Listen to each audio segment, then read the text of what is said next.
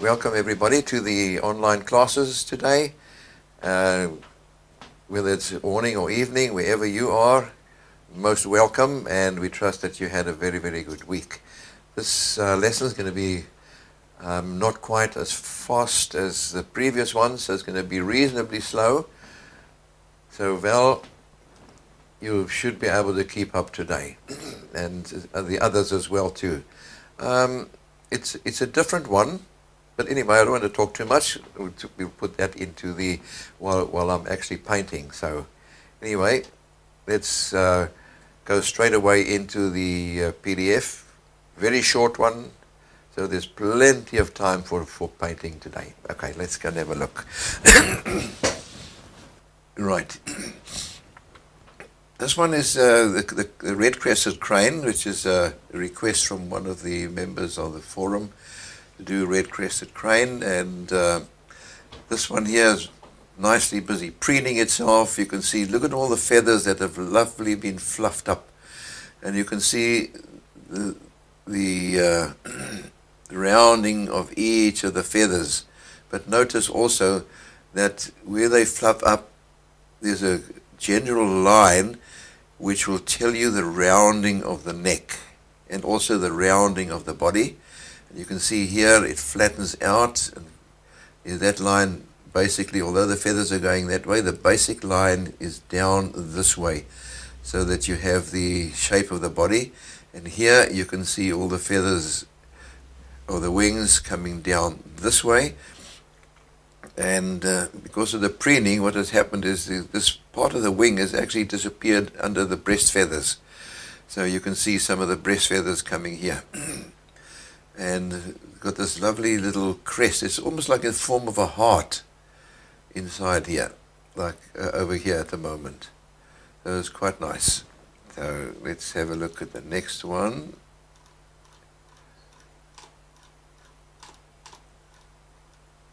All these are from Morgfile. Couldn't find too many copyright free. Now this one is slightly out of focus.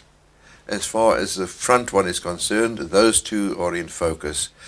But it's just to show you that you can take an out of focus picture and still make a nice painting out of it. Sometimes out of focus one doesn't worry me, because what happens is you're not going to get bogged down with too much of the detail like we saw in the previous one. There's a lot of detail. And the moment you see too much detail, you get inclined to paint all the little details instead of painting the shape and the tonal range, obviously with parts of the color in it as well.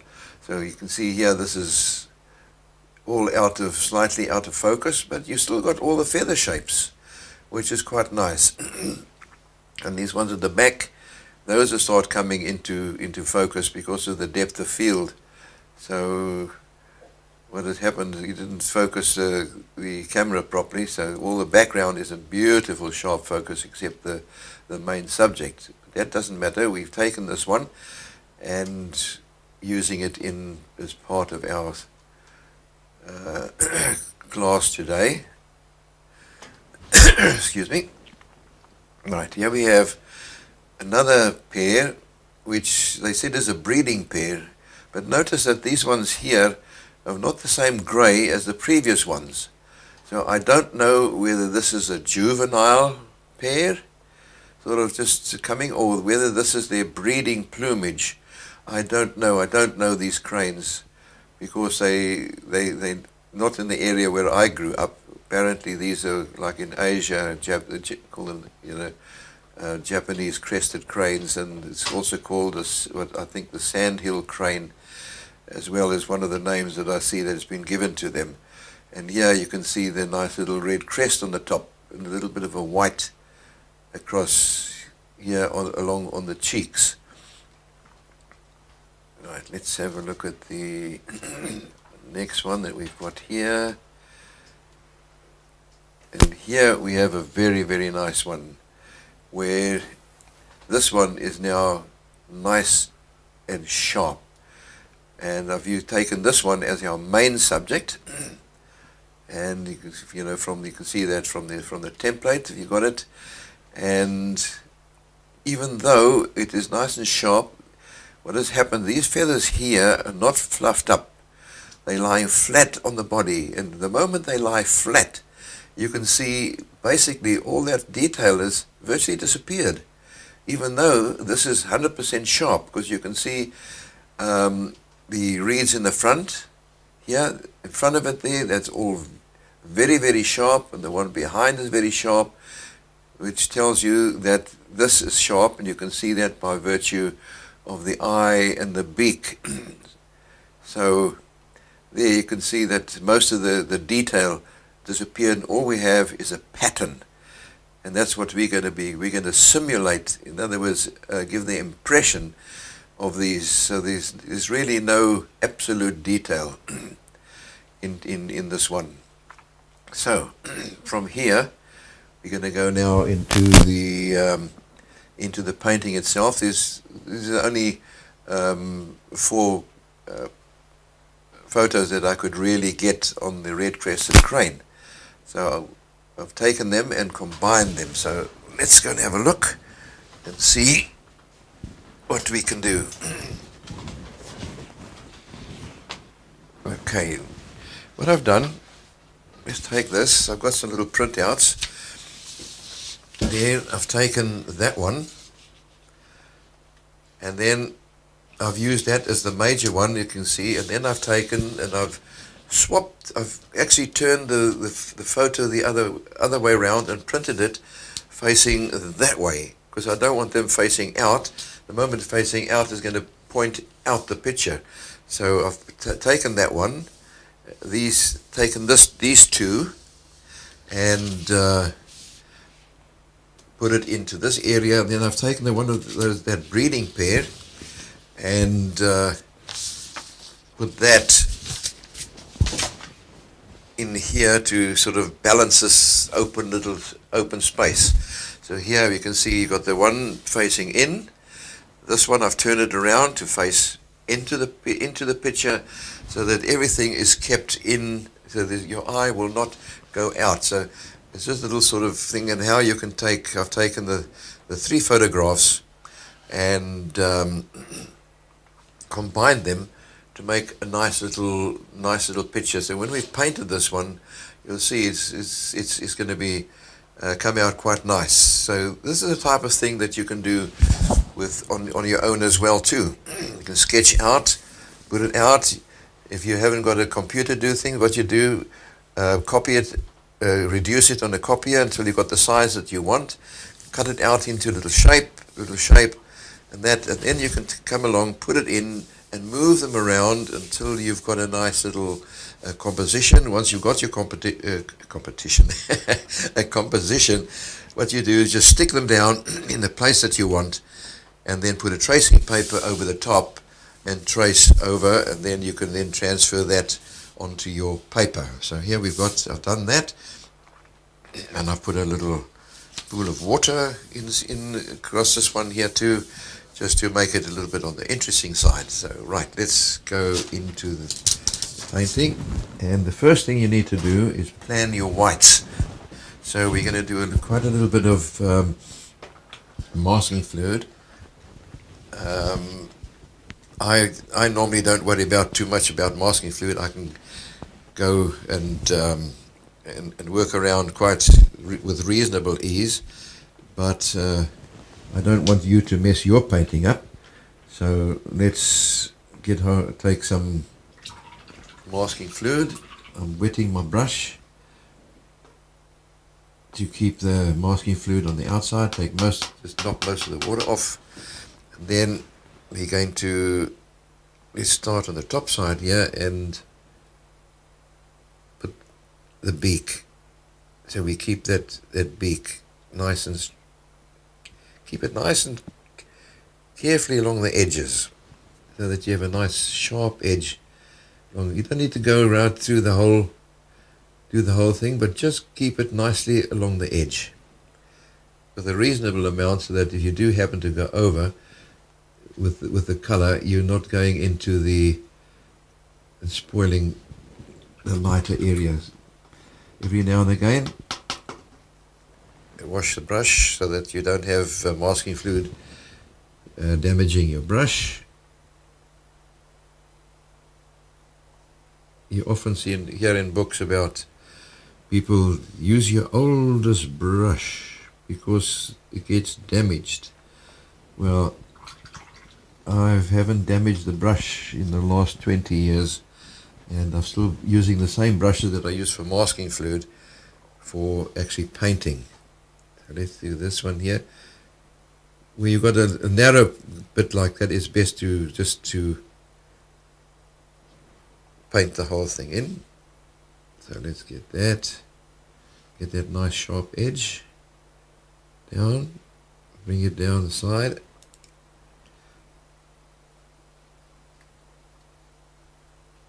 It's easier to control these straighter ones than right in here where we're going to be working with a lot of bush and shrubbery and everything at the back.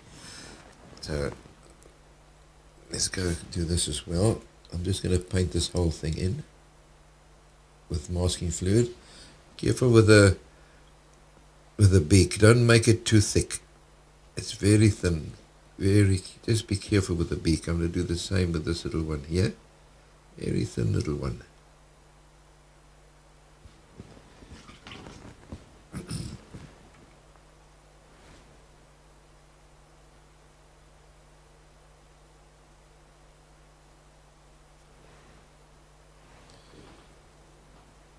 Around the edges.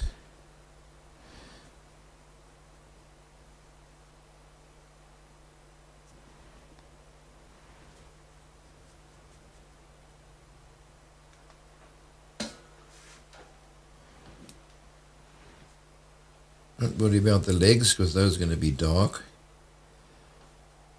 Just in the outside here. Use my brush again.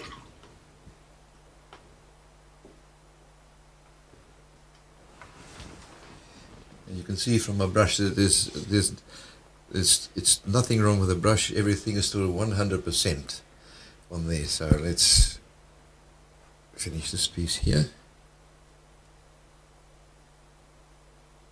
Get that body.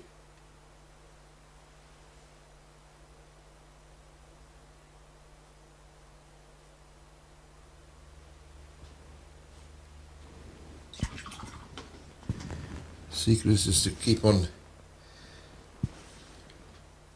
washing. Do a little bit and then wash your brush. Do a little bit, wash your brush. So let's do that. Yeah, we're nearly finished now. Carefully up there. Right. I think I've got everything. Looks like it. Okay. So we put the hairdryer on that one and then we can start painting. Here's my little lid. Check to see it's clean. Yeah. Put it back on again. Tighten it up. And just now I'm going to be using the same brush for doing some painting. So let's put that down. And hairdryer.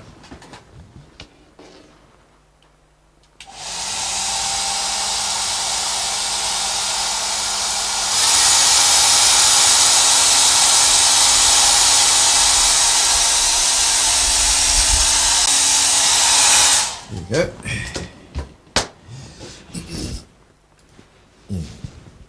The heat has tipped this up a little bit here. Where's the...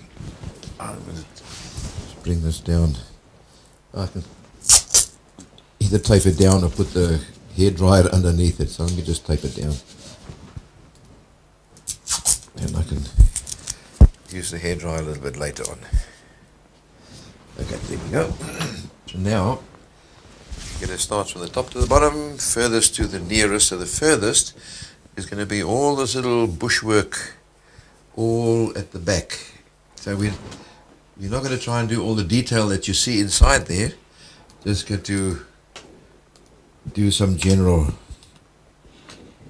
impressions. So let's bring some of this out. I'm going to make some dark color, or some.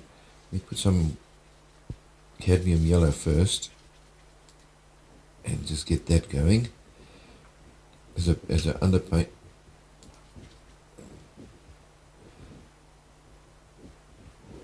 Right, I'm going to here make some real dark.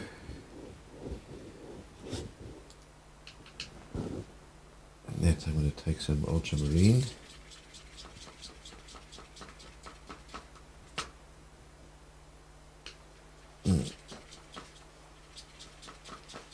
Get some other colours with it there, but it doesn't matter. We want some nice darker colours. I'm going to put some yellow ochre into that. Like a darker green.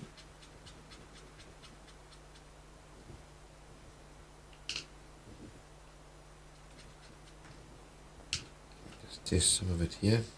Okay. That's fine for the moment. That's right.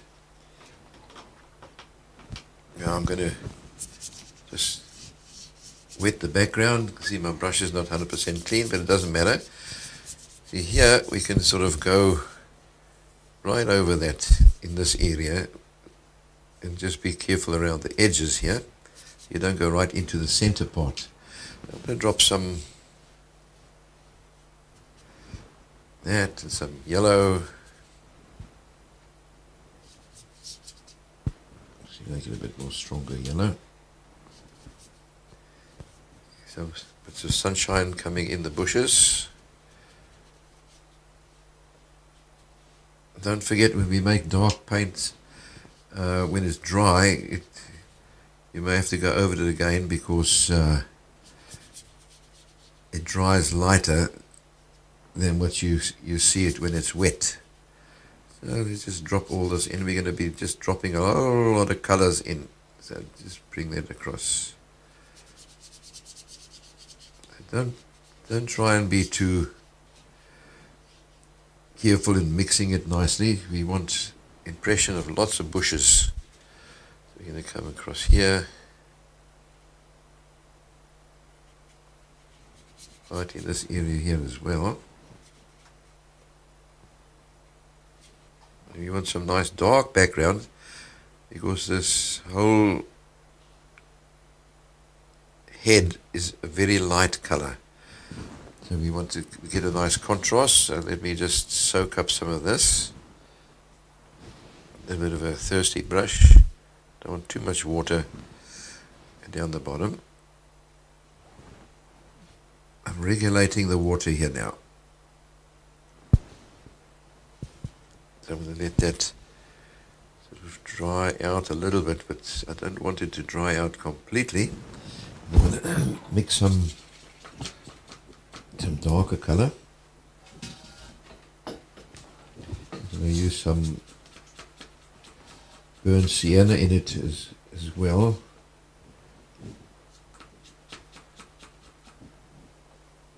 Give me some real light darks. So it's, and I'm putting it in patches. Remember, there's a lot of foliage at the back, and it's not even. All this is going to dry very much lighter than what you see here just now because there's still quite a bit of water here. Get it on the edge. And you notice I'm putting it in little individual little strokes. Simulate all the little boughs and stuff that's going in.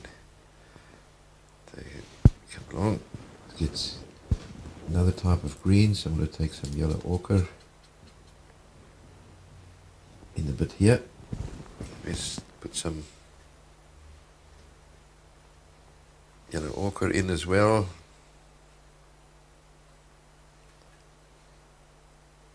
Doing a whole lot of colors inside. All different types of bushes.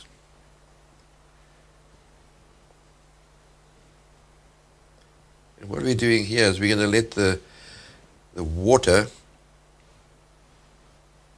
the fluidness, do its own thing. In other words, it'll do all its own little merging Remember last week I showed you that you can get the merging, but in oils it's not that easy to do. So let's put some yellow inside here too, a bit of some sunshine. And it's not pure yellow, it's the yellow look inside.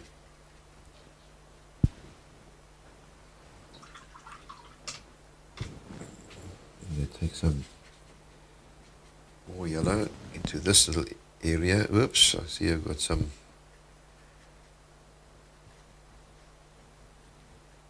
dark there in the beak by mistake, so just in case,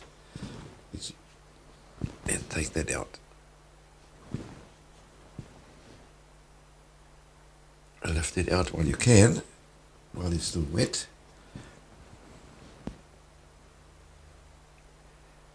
There you go. It just shows you've got to be a bit on the careful side. So let's put a bit more dark down here. Keep the eye in the picture. So we need some more blue, burnt sienna. Use that browny color. There's a lot of brown in foliage. So let's put some inside here. All that will start, except that one there, all start merging, and you can see how it's all merging in together there. Let's put a few more balance on the side. You've got some on this side, there's got to be some on the other side as well. Let's put some in here.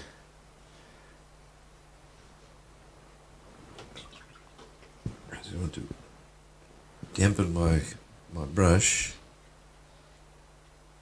and get rid of that sharp edge, hard edge that is there.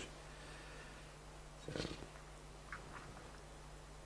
we're going to have a few darker patches down the bottom, but there's also there's openings between the foliage is higher up. So you're going to, after a while, you can do, I'm going to make some darker ones and then later indicate some of the trunks going in there. So let's darken this corner up a bit. Another big tree here.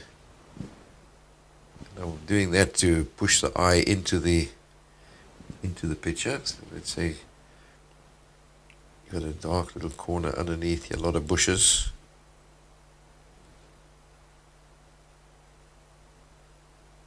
While this is still damp, you can play around with it, but you have to. And if it does dry, let it dry completely, and then sort of dampen the top, and then come back and very lightly put other colors on so that you don't sort of lift the pigment that is underneath. So let's see if we can get some nice darker green again. There. And I'll put some more blue into that, darken that up. And this time I'm going to put a little bit of red into it. Red is the shadow color of green. So I've got that darker color. Let's see.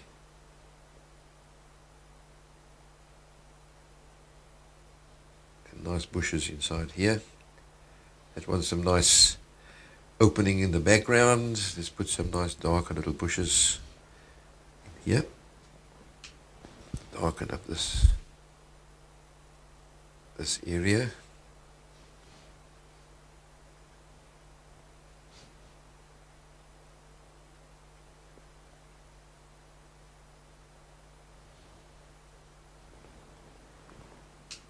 So there's another little bush down here. I'm doing this to block the eye from going out, pushing the eye more into the center part. Let's darken this piece here. There's another big tree on the side. Let's put some more bushes down here. that one's head will sort of come out nice. It's just, so I just want to stop this from actually going into a big round ball. Sort of, you've got a lot of darks, you've got to sort of merge them in together so that you don't go into, to jump from one dark spot to the next. You've got to link them in a way where your eye flows nicely from one dark patch to the next. Otherwise you're hopscotching all over the place. So let's see, let's touch that one into here. There's a few little marks there that sort of link this up through all the rest. So yeah, I'm getting a few little dark, harder edges. That's nice, because now I'm starting to throw that into the background. See this, there's less water in here. You've got to watch the water and have a look. A lot of it comes with experience, and some of the foliage in this one along the top end. Bring that in. So I'm bringing this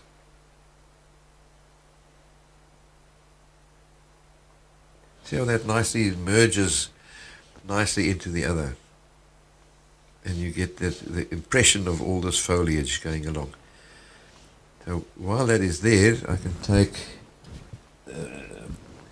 back of this brush and I can come in and I can also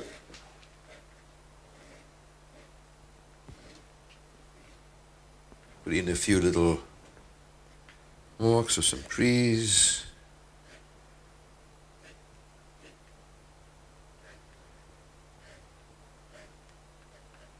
And what happens is when you score that, some of the pigment goes in and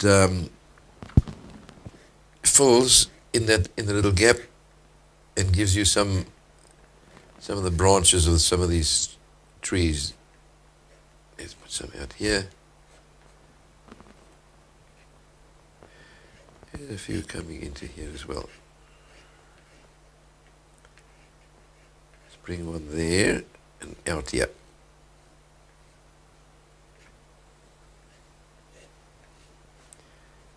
I don't want to do too many, it's just to give some, at least some impression of the books at the back. So let's see if that's wet enough.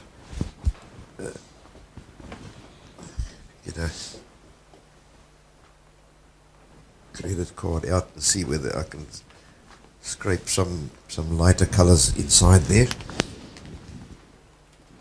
Yes. Take that. You can take the card as well too.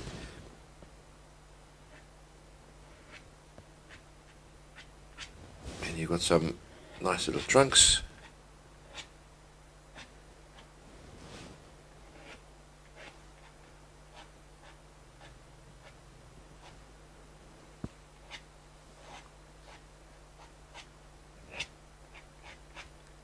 I don't do too many of them, just enough to give you that impression of a bush in the background, and I think I'm going to leave that at the moment. Let's put the hairdryer onto that.